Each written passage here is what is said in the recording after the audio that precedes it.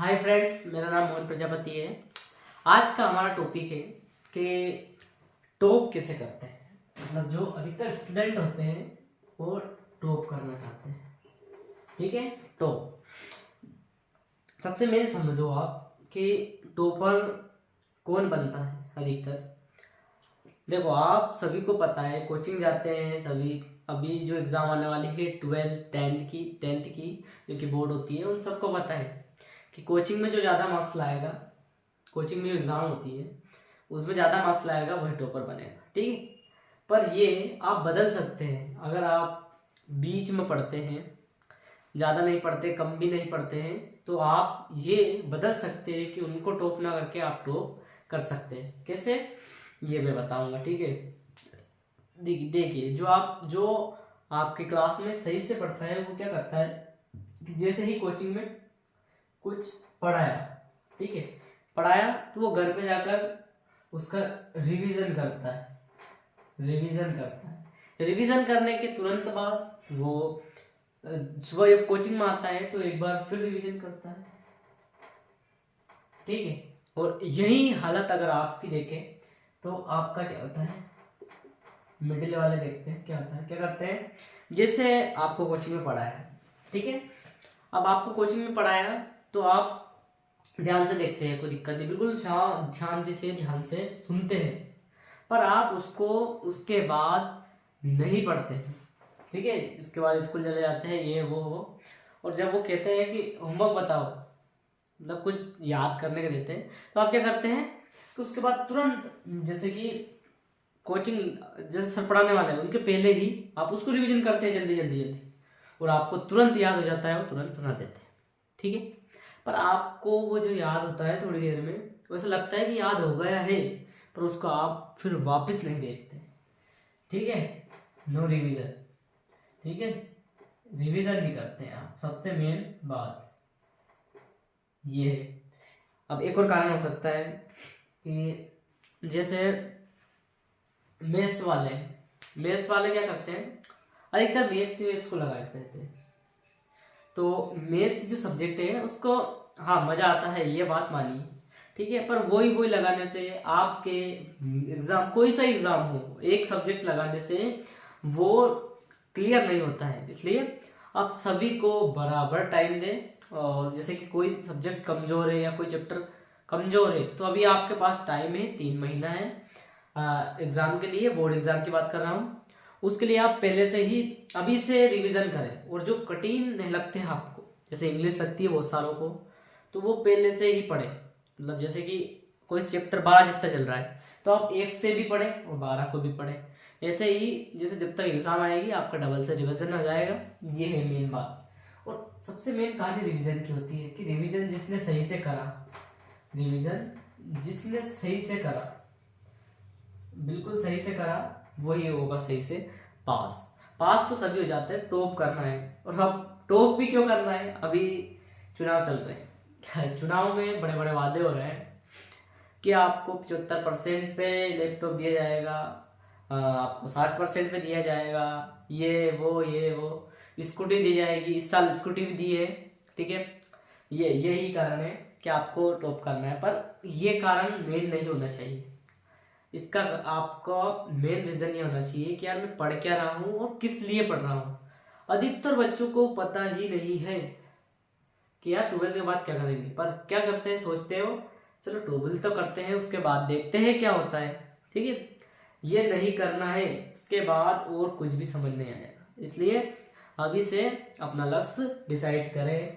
जैसे कि किसी को एनडीए में जाना है तो एनडीए के बारे में जानकारी खोजे, किसी को आईआईटी में जाना है, किसी को यूपीएससी करनी है, यूपीएससी के बाद एमपी पुलिस करना है, किसी को नीट का एग्ज़ाम देना है। मतलब बहुत सारे एग्ज़ाम है ऐसे जिसकी तैयारी करनी है, उसको अभी से बेस लेके जाए। और बिल्कुल अच्छी, मतलब ये नहीं है कि आप बिल्कुल पढ़े ही पढ़े, आप बिल्कुल स्मार्ट तरीके से पढ़े, जिससे कि आपको क्या होगा, ज़्यादा या लोड नहीं लेना पड़ेगा। जो चीज़ याद करनी है वो याद करें, जो समझ लिए उसको समझ ही ले, ना कि ऐसा नहीं जैसे ये सवाल आने वाला है, कोई सा सवाल लिख दिया मैंने एक पूरा यहाँ तक लिखवा दिया सर ने, एक पेज, ठीक है, आपने वो याद कर लिया, 2 3 4 5 आप कॉपी में लिख लिए। ये 10वीं वालों के लिए है, वो बहुत अधिकतर यही करते हैं, 4 बार लिख लिया याद हो गया, 2 3 बार फिर वापस लिख लिया याद हो गया, और वहाँ जब एग्जाम में आया तो एक अंक बदल गया, 5 की जगह वहाँ 7 आ गया, ठीक है। अब तरीका उसको वो याद था कि ये यहाँ से यहाँ तक करना है, पर उस सवाल में ऐसा कुछ था ही नहीं, मतलब जैसे 7 आ जाए, 7 नहीं, ऐसे जैसे कि 5 लिखे 7 आ गया, तो वो भूल गया यार, ये वहां पे तो 5 था, वो सवाल तो उसमें 5 था, ये तो 7 है, फिर अब क्या करूं। इसलिए आप समझे भी सही कि क्या है क्या नहीं है, इसलिए ज्यादा लोड बिल्कुल नहीं लेना है। क्या करते हैं बच्चे, यार क्या होगा, कैसे होगा, क्यों होगा, और टेंशन करके टाइम बर्बाद करते हैं, ठीक है। इससे अच्छा आप देखो कोचिंग जाओ, सुबह कोचिंग जाओ, मस्त सर के साथ फुल बातें करो, सर से, अरे यही बच्चे सबसे मेन कारण है, बोलते ही नहीं है, अरे वो क्या खा जाएंगे, क्या मारेंगे, कुछ भी नहीं, ऐसी ऐसी मतलब जो भी बात है कि यार सर ये आ ही नहीं रहा है, भले बिल्कुल सिंपल है, कोई के हंसने से या किसी के कुछ कहने से, देखने भर से कुछ नहीं होगा। जैसे ही आप घर पे आओगे आपसे ये पूछा जाएगा कि आपका रिजल्ट क्या रहा। बहुत सारे लोग रूम से रह रहे हैं जिन्हें घर पे जाके रिजल्ट बताना है सिर्फ, और कुछ नहीं, उन्हें कोई पता नहीं आप कैसे करें, क्यों करें, कहीं कि मतलब क्या क्या आपने परिश्रम किया है, क्या क्या आपने किया है, इसलिए उसको कोई मैटर नहीं करता है, उनको चाहिए रिजल्ट। ये बात है सिर्फ 12 और 10th वालों के लिए। और जैसे ही 12th के बाद भी एक, पर 12th के बाद क्या है, पूरा नजरिया चेंज हो जाता है। क्या होता है कि व्यक्तियों को, जैसे कि लोगों को, जो टीचर स्टूडेंट होते हैं उनको एग्जाम ऐसी देनी होती है जो 2 साल बाद होती है, 1 साल बाद होती है, 3 साल बाद होती है, किसी में एज लिमिट, किसी में हाइट लिमिट, ये दिक्कत होती है। और उसमें ऐसा नहीं होता है कि पेज भरना होता है, उसमें ऑप्शन होते हैं A B C और D, बस एक टिक करा और काम हो गया। इसलिए वो एग्जाम अलग है, क्योंकि उसमें उसमें समझ नहीं होता है, इसमें दोनों करना होगा, स्मार्ट वर्क, राइटिंग वर्क और हार्ड वर्क, तीनों, ठीक है। जैसे किसी को IIT करना है तो IIT में बहुत ज़्यादा दिक्कत है, दिक्कत कुछ नहीं अगर पढ़ो तो, ठीक है। इसलिए अच्छी तरह से पढ़े, आप किसी भी सेक्टर में जा सकते हैं, आपको जिसमें जाना है वो पहले से डिसाइड जरूर करें, ठीक है। और ये मैं जरूर कहना चाहूँगा, टॉप करने के लिए सबसे मेन जो बात है वो ये है कि आप डेली जरूर पढ़ें, डेली